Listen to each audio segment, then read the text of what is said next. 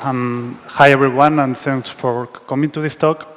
I know that it's beer time and we have an amazing weather outside, so I really appreciate your company during the last talk of today. So I'm Carlos Muñoz Robles. I've been working in Allianz for 8 years, 6 in Barcelona as an IT architect, and the last 2 in our Munich headquarters, leading the DevOps Services squad. The main goal of our squad nowadays is to provide toolchain, monitoring, and logging as a service in a self-service fashion, in a fully automated way. And in the end, the idea for today's talk is to share with you our joys and pains until we were able to reach this infrastructure and configuration as code approach for all our DevOps services. But first of all, I would like to show you the big picture of our platform. In the end, my squad or our squad belongs to a tribe. This tribe is called ADP, Agile Delivery Platform. And ADP provides a set of building blocks in order to enhance the velocity of our developer teams. Also, as well, the idea is to improve the time to market of our applications. As you can see, as a source code repository, we are using GitHub. We have a master and replica architecture deployed in our on-premise data center in Frankfurt. But the idea until the end of the year is to move everything to AWS, take advantage of this data replication. There is a huge demand that is coming from Allianz Australia, Allianz USA, and also from some countries in Asia. So it will be great to deploy some replicas over there, and at least they will handle the read-only request. For the CI/CD pipeline, these 3 tools are already familiar for all of you. We have Jenkins, SonarQube, and Nexus as an artifact repository. For our runtime platform, we also provide nowadays 2 platforms. Now, the first one is Cloud Foundry. In that one, we are trying to give to the developers a serverless approach, not only for a function like AWS Lambda does, it's also for the whole application itself, as there is a build pack mechanism behind that will do the magic. The developer will take care of the code, and we will take care of the rest. Also, as a container runtime platform, we have OpenShift. As you know, it's a shared cluster based on Kubernetes. Here we are deploying our toolchain and monitoring stack because it's really useful for our Jenkins instances. We will see this later on. And 3 weeks ago, we also started a new MVP in order to provide plain Kubernetes clusters, dedicated clusters for our customers, as there is also a huge demand coming from several alien entities around the world. So if everything goes well, we will have a 3rd platform in a couple of months. Below, we have the monitoring stack that is based in the Prometheus ecosystem with Alert Manager and Grafana. Here with Prometheus, we are going to scrape the metrics of all our applications and also from all our DevOps services. I think it's really useful to have all the data on our site. Also, we will show this data in a fancy way using this amazing Grafana dashboards. And we will take advantage of the PromQL language that Prometheus provides out of the box in order to define the threshold that will trigger the alerts through our Slack channels or via email. Regarding the application frameworks, even if we have here Spring Boot and Node.js, it's up to the developer. As we have this build pack mechanism, they can use whatever they want. For API Gateway, nowadays we are still using Kong. It will be moved in the future. As APG, it will be the standard de facto in Allianz. But it's working quite well. We have a cluster with 4 nodes in production and also in our development environment. OK, so now that you have a clear picture of what we do in Allianz, it's time to talk about toolchain.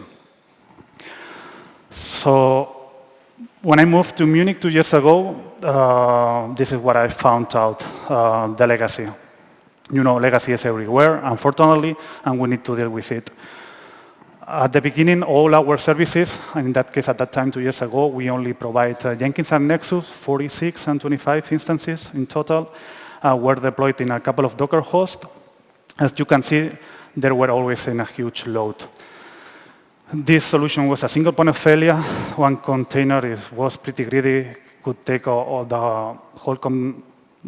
all resources of the server and kill the rest of the instances. And also, the solution was quite naive. We didn't provide any feature on top. We deploy a plain Jenkins and plain Nexus in a container. We gave the admin password to the developer team, and that's all in the end. So what I did, I grabbed all our support tickets. I tried to collect all the complaints from our developers. I arranged several meetings with our stakeholders and also with our customer enablement squad. And this is the most important topics that we found out. The first of all, the configuration was not traceable at all. If you have, and this was really painful when we were getting support tickets, let's say that a new ticket pops up and they are saying that the Jenkins is down. Of course, you will reply back if they change anything, and of course, the developer team will say that they didn't change anything, that everything was up and running yesterday, and suddenly this morning, the instance is messed up. So of course, you need to deep dive into the logs, and you will realize after 1, 2, 3 hours that they changed the configuration or they install a new plugin that broke the instance. So it's really time-consuming. Also, the restarts were a problem at that time. The developer team didn't have access to the container itself, so if the instance was frozen, they, of course, needed to open a new support ticket, and we have to SSH the machines and redeploy the container manually. The same for the rollouts. Every time that we had a developer team that needs a new CI/CD pipeline, one of our DevOps engineers needed to stop the planning task and roll out manually the new instance. In the end, it was a kind of a monkey job for our team members. Even if we started to play a little bit with Ansible for our provisioning part, we were still far away from our ideal state. And the upgrades, as you know, Jenkins, I remember in a previous talk, someone said that could be a monster.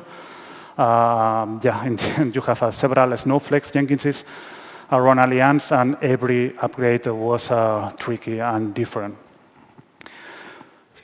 So after checking all the common disadvantages, we tried to define our motivation, or why should we care about our CI/CD pipeline.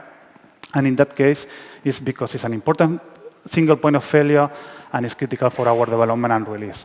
Meaning that if we have a pipeline with Jenkins, SonarQube, and Nexus, and one of these components is broken, you are not going to be able to push your application into production or even another stage.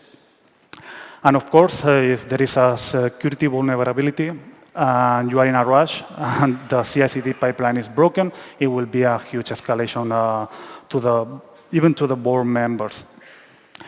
So as we saw in the first slide, it will help us to get a fast feedback to the developers. The developers should get the logs from the Jenkins job, the quality tests that we run in SonarQube. Even if it's possible to send this information in the pull request, it will be great.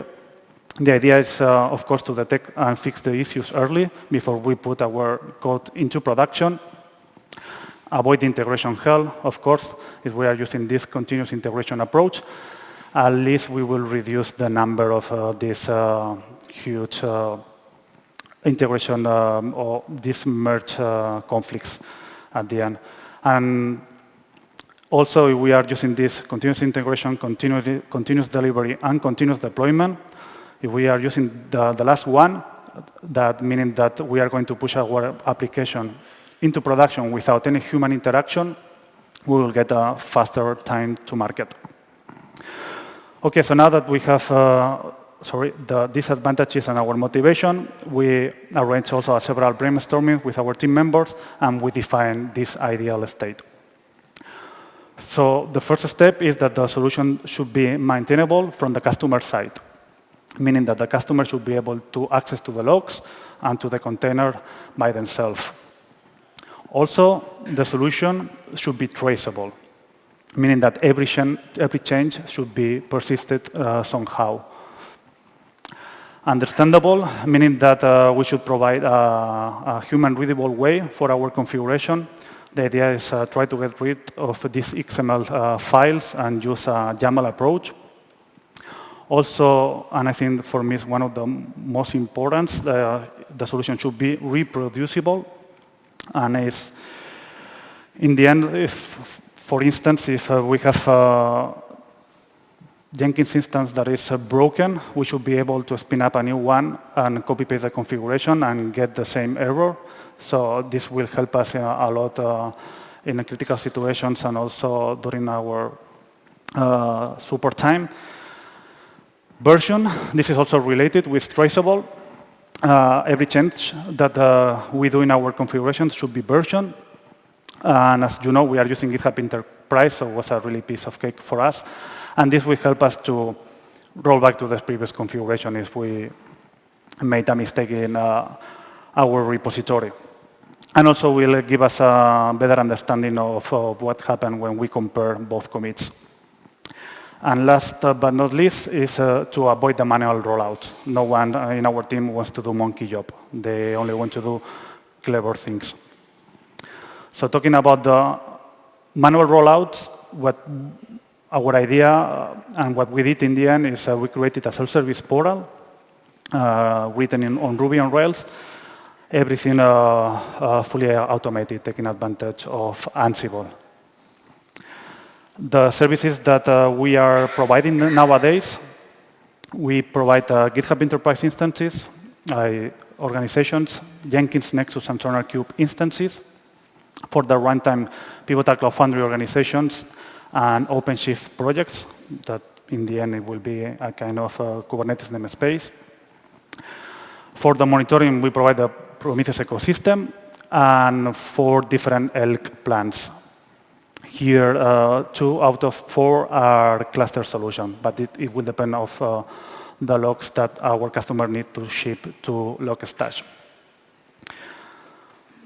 Also, these are the data centers that we have available nowadays in Allianz.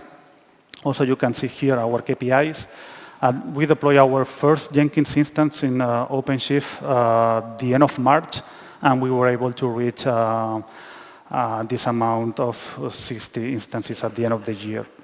So as you can see, the idea is to double the number. And I think that we are in a really good track. And as at the beginning, we were deploying everything in Frankfurt. Now we have another on-premise data center in Singapore, another one in Paris. And 3 months ago, we were able to deploy a new one on AWS EC1. This is a screenshot that I did before leaving Munich today. So as you can see, this is our KPIs. The idea is to get 120 Jenkinses at the end of the year. We have 88, so that's the reason that we are in a good track. Also, you can check the graph of the consumption, and there is a gap in the Jenkins line, meaning that one customer had an issue, but they were able to recover to the previous status in less than 10 minutes. And also, we can check here that in SonarQube, someone ordered a service at 9 a.m.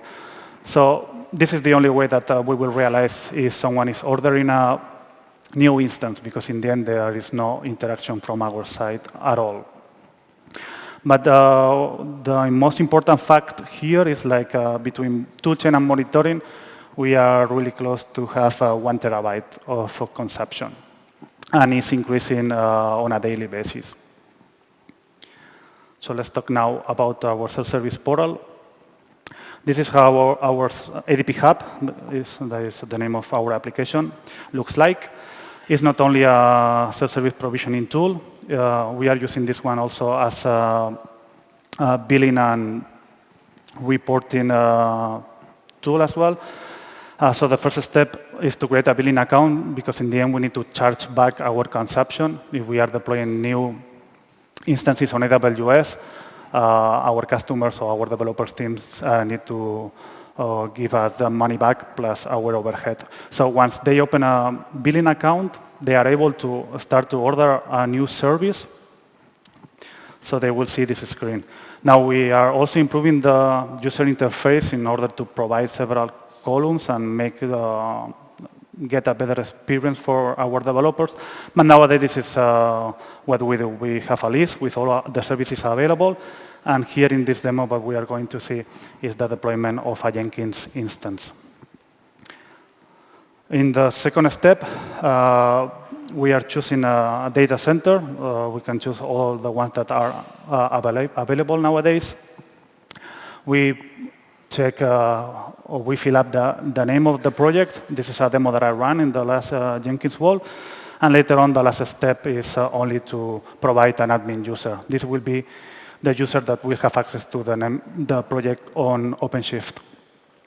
And the third step is just to review our ordering.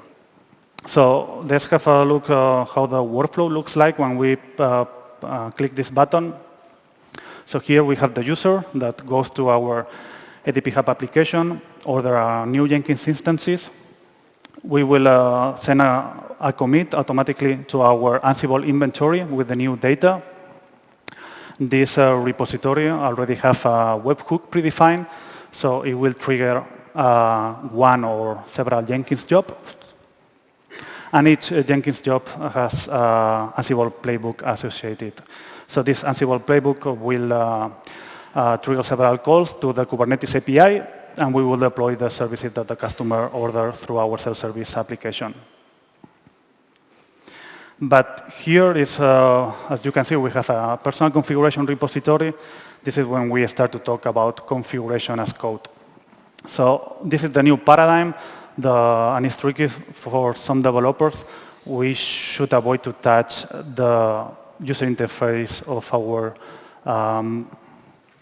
DevOps services, meaning that if we want to install a new plugin in Jenkins, we shouldn't go to the UI, we should go directly to our GitHub repository. So in that case, if we add a new plugin in a file that we will see later on, it will apply automatically the new plugin in our Jenkins instance. So in the end, what we provide as a new solution is a plain image, everything pre-configured, all the dependencies that we have in Allianz, like the certificates, the proxy, plus an additional configuration on top from our side. Later on, the customer will apply their own configuration in a GitHub repository, and they have to enjoy as much as possible this new approach for our DevOps services. So now let's talk a little bit about personal configuration. So we have several ways to persist the data of our application. In the first one is a pure ephemeral solution. We were using that one at the beginning for our Jenkins instances.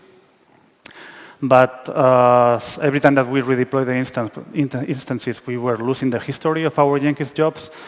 We are using this one nowadays only for Grafana and other manager.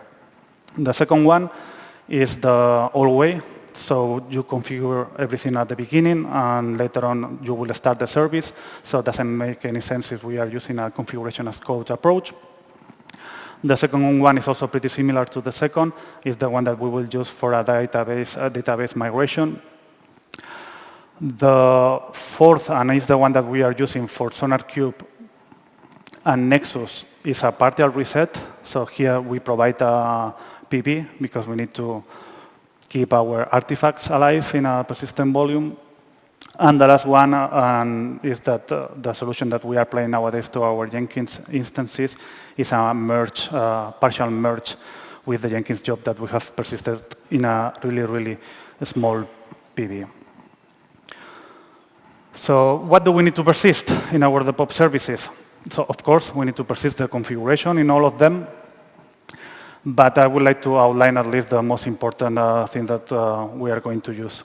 So for instance, in Jenkins, we have the plugins, and also we have the jobs. But the jobs, in that case, we are, as I told you before, we are going to get rid of these huge XML files, and we are going to apply DSL jobs, okay, in Groovy files. Also the credentials, we are taking advantage of the OpenShift secrets, so we are persisting over there all our credentials. But in the end, also, we would like to provide a secret management tool before the end of the year, and maybe HashiCorp Vault has all the numbers. For Nexus, we had repositories. We predefined the typical ones. Also, the task is also a really important topic. If you are not running a cleanup of your artifacts on a regular basis for the one that has not been used in a long, long time, you can run out of disk space and can break the instance. We had this issue several times. For SonarQube, we predefine also quality gates and quality profiles as configuration as code. For Prometheus, of course, all the targets that we would like to scrape some metrics, the alerts with the threshold that will trigger the alert to our Slack channels. For Grafana, we need to persist the JSON file of our dashboards and the data sources, that they are usually the ones that are pointing to our Prometheus instance. And for Elk, we have the grok filters, that this is how we are going to parse our logs in our log stash. The curator, that is the rotation of our logs. And again, the alerts, but using LS alert. So now let's check how our personal configuration looks like. This is what we provide to our developers every time that they order a new stack of our DevOps services. As you can see, they usually fork the repo. We have close to 150 forks. And we have a folder for each one of the components that we provide. As we don't have time to talk about all of them, I think it's a good idea to deep dive only in the Jenkins configuration as code. That is maybe the most interesting one. So if we check inside the Jenkins folder, we will see, first of all, the Jenkins home folder, because in the end it's needed. You will need to persist the configuration of some plugins, and also we have deadlines as well, and if we are in a rush and we don't have time to migrate all our XML jobs to a DSL format, you can copy-paste your XML job and it will work as well out of the box. Even if it's not a good approach, well, we will also provide this option. Later on, we have the job description folder. Here we will store all our Jenkins jobs in a DSL format. We have the business labs YAML file. As I told you, we are deploying everything in OpenShift, and we are trying to keep the Jenkins master lightweight and spin up business slabs on demand. So by default, we provide several business slabs, such as Maven, Node.js, Ansible, and I think in the end we have more than 12 nowadays. Also, we have this extra configuration XML template file.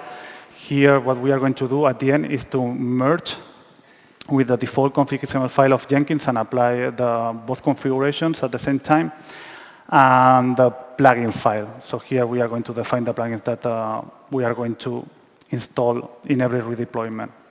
So if we check this Jenkins plugin file, as you can see, it's a really piece of cake. The only thing that we need to do is to provide the name of the plugin plus the version. And when we commit this code into the master branch, it will trigger a redeploy of our Jenkins instance, and the plugin will be there out of the box. What else do we have? If we have a look to the job description folder, this is also a kind of a skeleton, so samples jobs that we provide. And if we have a look to one of them, this is a DSL job. And I think it's pretty straightforward. In the end, in the first line, we have the name of the job. In the second one is the name of the slave that we are going to spin up. Later on, we are cloning our GitHub repository, specifying the credentials that we have stored in OpenShift from the master branch, and triggering the Maven lifecycle. So with this job, we will be able to push our artifact to Nexus. Talking about the plain images, this is the file structure We have the same one for all our services. Here, always we have a file to prepare the environment of the service, and that will take care, of course, the startup of the service, and a configuration shell script that will apply the default configuration that we provide in the YAML file, plus the configuration that the customer will provide in their own GitHub repository. Also, we have a Docker file, of course, and a README markdown with proper documentation. If we have a look to the Docker file, nowadays we are using the images from our vendor providers, but the idea as well for the future is to provide a plain image made by ourselves and install the products over there. It will help us for the future upgrades. But nowadays, this is what we do. We apply several environment variables that will apply our configuration as code approach inside the image. So if we have a look to the start shell script, this is what we are doing nowadays as well. We are cloning the GitHub repository from our developer team. We trigger the prepare shell script, and also we are launching the configure one at the background. And of course, at the end, we are starting the application. So for the job that we have in the background, as you can see, we are waiting that the service is up and running, just in order to apply the configuration, because from time to time you need to wait until the service is up in order to trigger the API and apply the configuration. Support. So even if we were able, and I think that we are really proud of our configuration as code approach for our DevOps services, the tickets are still coming. We closed more than 1,000 tickets in the last 2 years. But we would like to at least get the good part of it, and at least we are checking the difficulties that our developers are having on a daily basis, and it's also helping us in the new future tasks to improve our solutions. Also, as we are following a DevOps culture in our team, so we are responsible from end to end, we are handling everything from scratch, meaning that also we are doing on-call shift. We have access to all the servers. We can SSH everything. And the idea is that in order to don't be called over the weekend is to provide a proper documentation for our developers. So this is how our toolchain documentation looks like. We have a huge block for each one of the components. And the sample that I will show you is the SonarQube one. When we click in the SonarQube image, you will get the table of contents. And if I'm a developer and I want to create a quality profile, I will click into the link, and I will see a sample. If I copy-paste this sample in a YAML file and I apply it in my GitHub configuration repository, it will redeploy the instance, and we will see the quality profile. The same for the quality gates. This is always a skeleton that we provide. Okay, this is really strict, as we cannot have any error at the end. But it's up to the developer to change the values and apply their own configuration. Also, I think it's really important is to provide starter kits. Not all our developers are aware of all the services that we provide. Maybe they didn't use before the Prometheus ecosystem, or they don't have a huge experience with Jenkins. So in these starter kits, we explain, it's a kind of runtime, we explain step by step how to create a new DSL job for a Spring Boot application, going to Nexus to deploy the artifact, go to Sonar to get the quality analysis, and push the application into Pivotal Cloud Foundry in less than 20 minutes. They should be able to do that without any issue at all. And the same for monitoring and logging. We also grab the common questions that are coming to our support queue, and we have a huge list for our how-to and troubleshooting. This is our current status nowadays, but before finishing the presentation, I would like to talk about DevSecOps. I think is already here, and we need to apply security as soon as possible to our DevOps services or our CI/CD pipelines. This is the idea that I have. My team has for this year, if everything goes well and we are not quite overwhelmed. So we would like to have a code governance model for our GitHub Enterprise instance that in the end it will be a kind of labeling. So it's not the same to have a repository for a web application than a repository that is configuring the firewall of Allianz. So in that case, we will apply different policies, and for these critical repositories, maybe they will need to have sign commits, protect the master branch, and so on.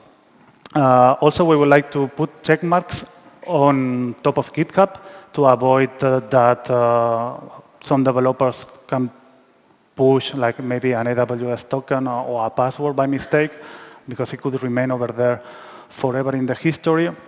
Also, check marks provides a kind of pen test. You provide to the tool the huge or the whole repository, and you will get a pen test with your security vulnerabilities, and I think this is really cool as well. As we talked before, we are using the secrets of OpenShift, and the idea will have a kind of governance using HashiCorp Vault. It will be great as well. Too many things that we would like to do, but another one is provide a global Docker registry for all our developers around the world, and of course we need to put Twizzlok or Katafin as an entry point. So all the images that we are going to deploy will go through a kind of security scan. Also, Selenium is already 1 year that I want this tool in our DevOps services. We were playing with Selenium from Zalando. They extended the Selenium framework, and you can deploy a Selenium grid in 4 or 5 lines in a Kubernetes cluster. It's really cool. If you have time, please have a look. It's really, really, really worth it. And for end-to-end security management, we have Istio. And as you know, Istio, OpenShift already provides Istio in the latest version. Also, Pivotal Cloud Foundry, I think, is going to provide Istio as well out of the box. But as we are running an MVP for a plain Kubernetes cluster or dedicated cluster solution, we need to provide Istio as a service as well in the end. So this is the presentation for today. I hope you like it. I will be here the rest of the conference with my amazing HR colleagues in our booth outside. So please don't hesitate to come to us and ask whatever you want. Thank you very much.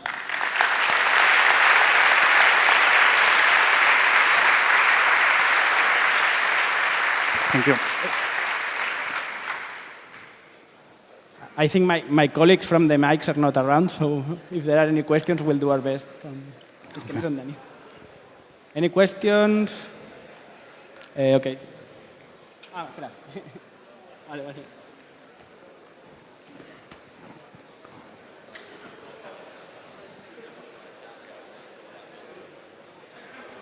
Hello?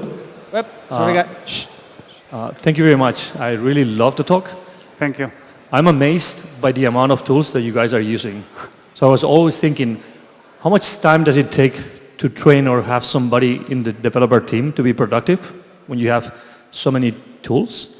And the second question, unrelated to this one, is do you have metrics to monitor how productive each of the developer is and which tools you should improve or you should change? Okay, so for the first one, I think is you have, for a developer, it should take a couple of weeks to understand and get used to the monitoring and the toolchain stack that we have. I think that they are really well-known tools, open source solutions, and also as we provide the starter kits, they should take the idea really quick. It usually takes a couple of weeks. And we are running some trainings.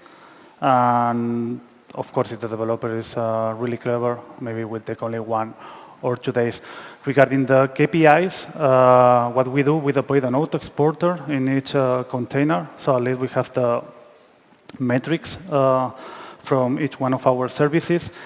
But in the end, this is up to the developer team or to the customer. We provide the tools, and later on it's up to them what they want to do with their own metrics. Of course, as we are admin of the OpenShift instance, we are collecting these metrics as well, and we have our KPI dashboard. And first of all, we check how many support tickets we are getting, if the issue is coming from our side, or is maybe as a lack of knowledge. So in that case, what we do, we improve the documentation or we improve our solution. And this is more or less how we handle these things.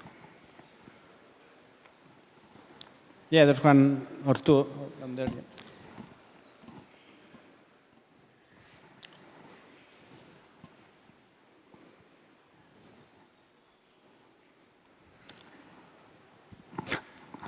So, how big is Allianz Technology Organization in order to put all in place? Do we have a Belén, Álvaro here? I think that we are close to 7,000 developers. I don't know the number at all. Why? Come on, it's a huge company. We have OIs almost in every country. Okay. It's big enough for... Yeah. But no, here no we are also counting the external resources. As we are also in charge of our GitHub Enterprise instance, we booked 8,000 seats. So basically you have a Jenkins per team? Sorry? A Jenkins instance per team? This is what you are exposing at the end? This is, every team has a dedicated instance.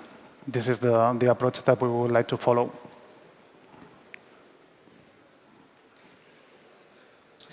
Thank you for the talk. Hi. Just another question about people. How many people do you need to manage all this? Okay, so nowadays we are 9 people in total. It's a distributed team. We have one guy in Thailand, more DevOps engineers in India, in Trivandrum, and the rest of the team is working in our Munich headquarters. Of course, I'm asking for more resources every day, as we would like to, to apply the security with and improve our tool stack for the future. But it's getting tough also because in Munich the market is like in Barcelona nowadays, that it's really tricky to onboard new people. But in the end, to create a new service, offer it as a configuration as code in a self-service, fully automated way, it usually takes us 2 months. This is the average to create a new service from scratch. But for the rest, for the maintenance, it shouldn't be a big deal at all. But the problem is the support tickets and the customer enablement, because you have also teams that they need help from time to time. But I think for me, the ideal scenario will be 20 people. But now we have the half. Yeah.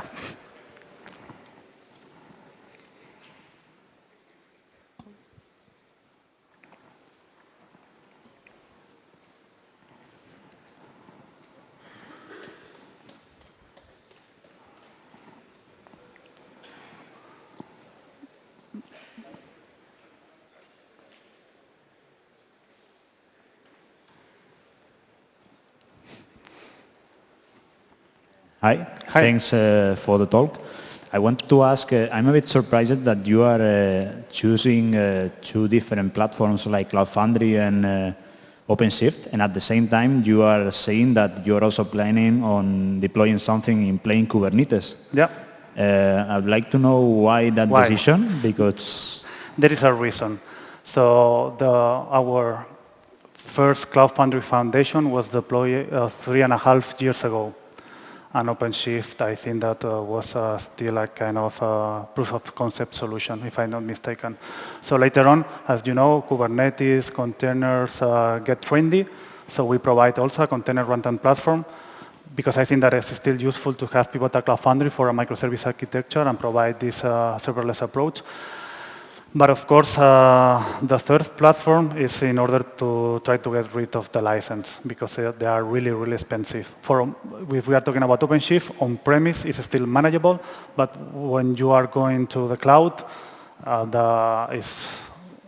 the number is quite huge. That's the reason, because we have 3 platforms. But of course, the future, it will be only to keep the plain Kubernetes solution. That's the ideal state for the future. So that means that Cloud Foundry is just going to be discarded in the mid-term, no? October of next year. Okay, thank you. Welcome.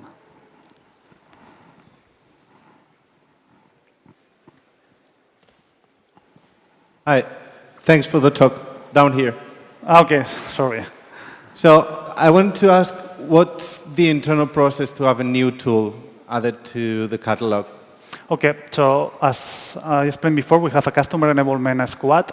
That is the entry point of all our customers. When I'm talking about customers, it's developer teams. So they usually contact this customer enablement squad, and they say, okay, we need an static analysis tool. And when there is a huge demand that we have more than 10 requests, and we can, in the end, improve some time, because in the end, time is money, and we think that this service could be profitable in the end. We cannot get any benefit at all. It's a kind of black zero approach, but we cannot build a service that has only 1 request. So there were people asking for GitLab and Bitbucket, but if we have 500 teams asking for GitHub and only 1 for GitLab, we will go for GitHub Enterprise. And this is the approach that we are using. If there is a demand and it makes sense, because, you know, I have requests that are coming, okay, I need this tool that is from 1 vendor and it's pretty expensive, but the user interface is awesome. Of course, we say, okay, maybe we can check, first of all, the open source solution, and we can save some money. Thanks. Yeah, welcome. Hello. Hi. Are you running your monitoring services inside OpenShift cluster or outside? Okay. The Prometheus ecosystem is running in OpenShift, but for our Elk instances, we are still using our vCenter. We are, in the next 2 sprints, we are going to Dockerize Logstash, Kibana, and Elasticsearch. And also, we would like to, I don't know if you know OpenDistro. So it's an open source solution from AWS, and it provides security and authentication and authorization on top of Kibana. So the idea is try these new tools in a Docker way, and maybe try to deploy them in OpenShift. But as far as I know, last year the performance was still tricky. So we will keep them in our vCenter for a while. Okay, and one more question. How do you handle Jenkins side of things? Do you also do it inside the cluster and per team that likes to provision your platform, or do you do it outside of the cluster? So I didn't get the question. You are asking how do we deploy Jenkins, or how do we spin up? Okay, for Jenkins, we deploy everything in an OpenShift project. And here we define a quota. In that case, they have 80 gigs of RAM and 10 CPUs. And later on, it's up to them and decide how much memory the business slaves are going to use. So if you have 10 Jenkins jobs, you can spin up 10 new business slaves until you reach the quota that you have assigned. But in the end, nowadays, everything is deployed in a shared cluster that is OpenShift, and every developer team has a project that is called EDP Tools, plus the name of the developer team. Okay, thanks. Welcome. Okay. We have time. Okay. Thank you very much.